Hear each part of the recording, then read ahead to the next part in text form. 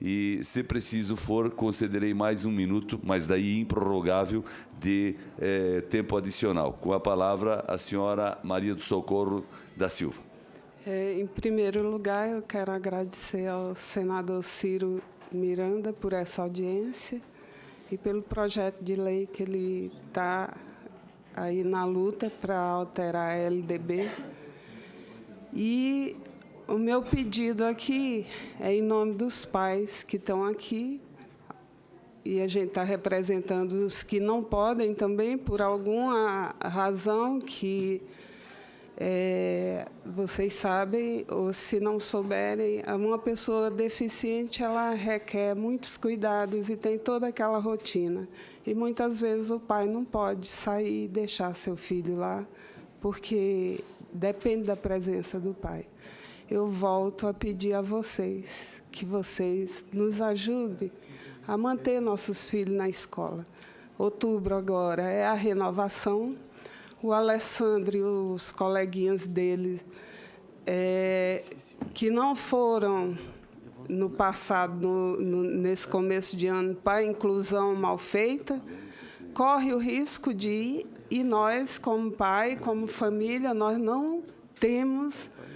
Olha, é incrível como a gente é totalmente desamparada. A gente não tem como conseguir algum representante de lei para manter nossos filhos na escola.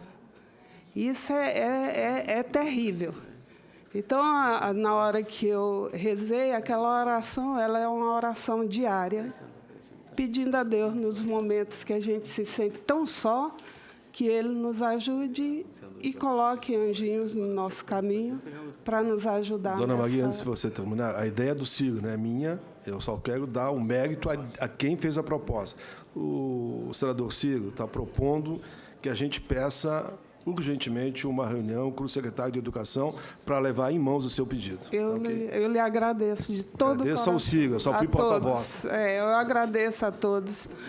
Agradeço à deputada que ela vai falar em nome dos nossos filhos e de nós como família para essa PEC ter o caminho dela sem parar em lugar nenhum, mas que chegue, porque essa é a nossa única esperança, que é a promulgação dessa PEC.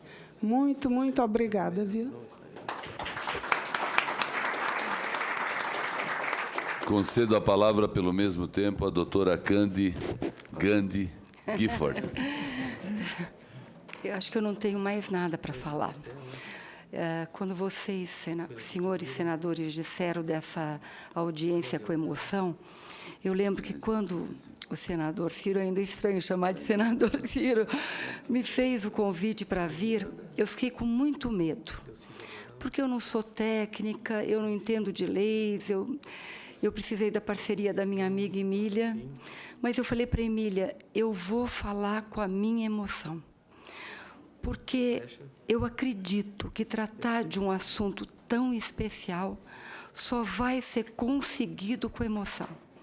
Então, eu quero agradecer aos olhares, aos ouvidos, né, as pessoas que me escutaram, e dizer que eu também estou muito sensibilizada, estou feliz de estar aqui, de ser ouvida no que eu penso, no que eu acredito, e acho que é importante essa continuidade, sim, que se façam grupos, que se façam comissões, para continuar discutindo essas ideias. Tá? Daqui a um tempo, viu, Ana Maria do Socorro, nós vamos nos encontrar e seu filho vai estar na escola, se Deus quiser, incluído verdadeiramente. Tá? Muito obrigada a todos. Obrigado, doutora Candy. Ouvimos agora o professor Joirã Medeiros da Silva.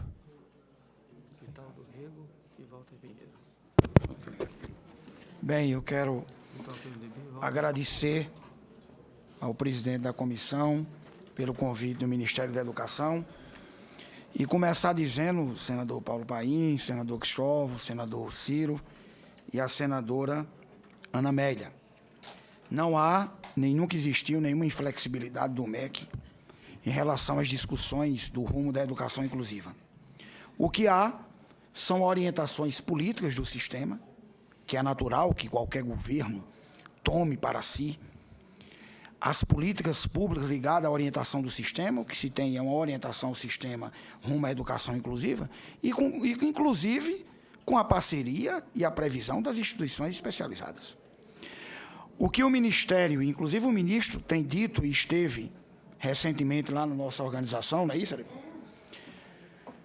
é que as políticas públicas do MEC, inclusive, estão lá postadas em termos de financiamento e investimento ainda nas escolas especiais.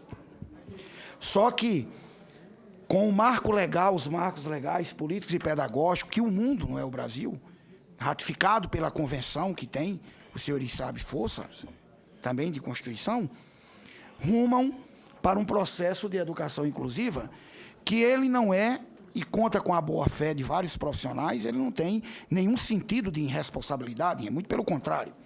Há uma responsabilidade muito grande para o sistema, daí nós citamos aqui várias ações, não é? E que estamos, o senhor ministro Fernando Haddad continua aberto, atendendo as organizações, pensando com elas, mas instituiu no sistema público a dupla matrícula. E a dupla matrícula para incentivar esse processo de inclusão, que bem falou o senador, que não está só aqui no pensamento que ele vai socializar, mas a função real da escola em aprender.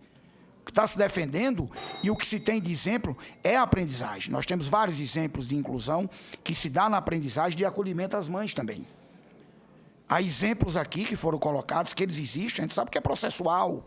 Nós passamos séculos de exclusão e ainda encontra-se aí por parte de educadores ou de sistemas de ensino que ainda exclui. Mas não é uma orientação política de um sistema educacional brasileiro. Portanto, quero aqui ratificar a abertura de todos nós e parabenizar o senador Ciro pela iniciativa e dizer que quando o senador, eu lembro muito do senhor, em 82 eu estava no plenário em que decidiu por esse dia, e sabemos do apoio que o senador tem dado, tem uma leitura precisa sobre o Estatuto. Há algumas coisas no Estatuto de denominação, de conceitos que precisam ser reformulados, mas o nosso movimento no CONAD, senador, está averiguando isso aí, realmente à luz da convenção, né, que trouxe outros ditames, outras normatizações, mas parabenizar o senhor por essa iniciativa e a todos aqui que estão presentes, parabenizar a mesa, na pessoa do deputado Eduardo Barbosa, que é uma pessoa que também tem lutado há anos pela questão da educação especial no Brasil, ao nosso companheiro aí, Erivaldo, né, que está representando o CONAD, ao defensor público, a Cante, né, e a nossa mãe, Maria do Socorro, e parabéns a todos e a todos os ouvintes pela oportunidade.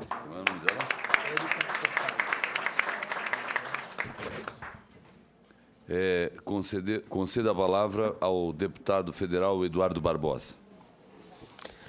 Bom, da mesma forma, agradecer esta oportunidade e, como todos os senadores colocaram tão bem, tanto a Gandhi, né, que já saiu daqui apelidada, como a Perpétua, que é uma mãe que já todos nós congressistas conhecemos bem, né, que ela tem sido extremamente participativa, trouxeram para nós essa condição de, como o Paim colocou, uma áurea da emoção que nos envolveu. Isso é fundamental, eu acredito que todos nós, vivenciando a questão da pessoa com deficiência no seu dia a dia, somos tomados e tocados por essa emoção e, por isso mesmo, somos movidos a buscar caminhos.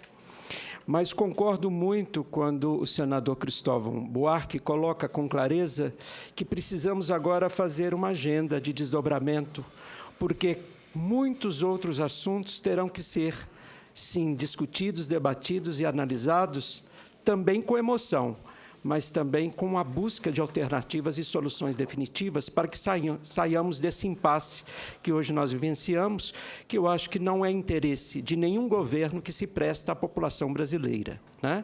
Então, nós não podemos fazer com que esse embate consiga impedir a gente aprofundar temas específicos.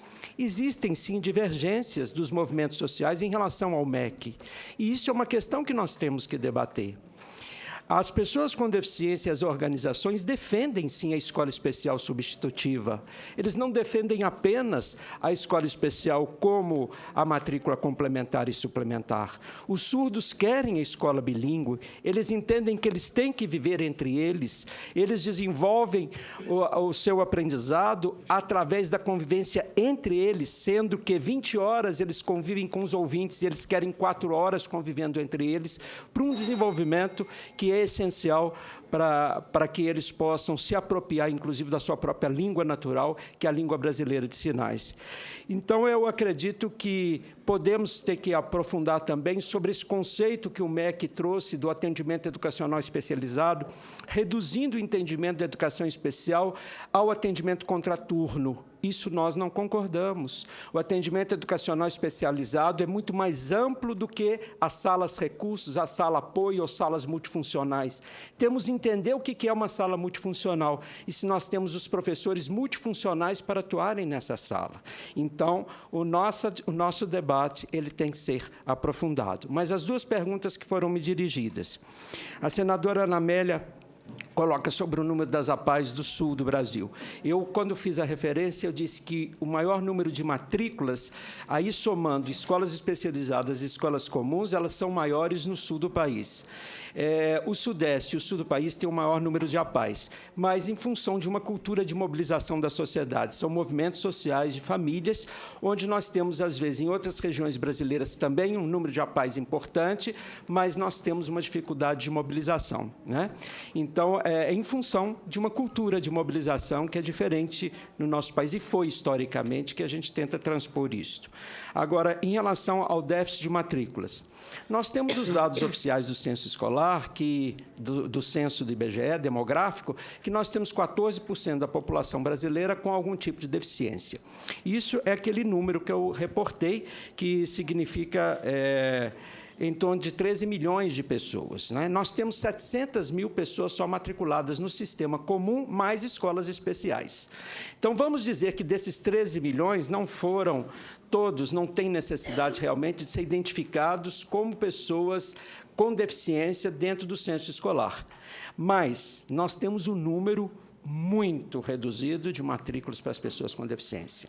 Então, a gente considera que nós temos ainda, numa média brasileira, em torno de 3% a 4% de pessoas com deficiência matriculadas dentro do sistema comum. E esse é o nosso grande desafio, como eu coloquei na minha fala.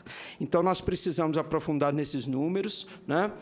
Não houve, quero reforçar a ideia que não houve ampliação de número de vagas ao longo desse ano, e quando a gente analisa os números, nós tivemos perdas de 60 mil vagas para as pessoas com deficiência PAI. Esta é a realidade, senador Ciro.